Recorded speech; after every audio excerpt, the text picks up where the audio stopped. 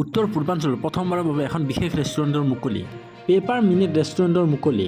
অসম ৰাজ্যিক চিৰিয়াখানাৰ সন্মুখত স্পেঞ্চ গাৰ্ডেনৰ প্ৰথম মহলাত মুকলি কৰা হৈছে এই ৰেষ্টুৰেণ্টখন। ৰেষ্টুৰেণ্টখন শুভাৰম্ভ কৰে যুৱ প্ৰজন্মৰ সাৰ্থক জুবিন গাৰ্গে। পেপাৰ মিনিট ৰেষ্টুৰেণ্টখনে গ্ৰাহকক অন্যান্য খাদ্যৰে সোৱাদ দিব বুলিও আশাবাদী বিভিন্নজন। গ্ৰাহকে বুজন অংকৰ বিলৰ চিন্তা নকৰাকৈয়ে সময় পাৰ কৰাৰ লগতে খাদ্যৰ সোৱাদ ল'ব পাৰিব গ্ৰাহকে এই ৰেষ্টুৰেণ্টখনত। এই ৰেষ্টুৰেণ্টখনত আপুনি কৰিব লাগিব মিনিট হিচাপত পে'। এই ৰেষ্টুৰেণ্টখনত বুফে ছিষ্টেম হ'ব বুলিও জনায় অনাৰজনে।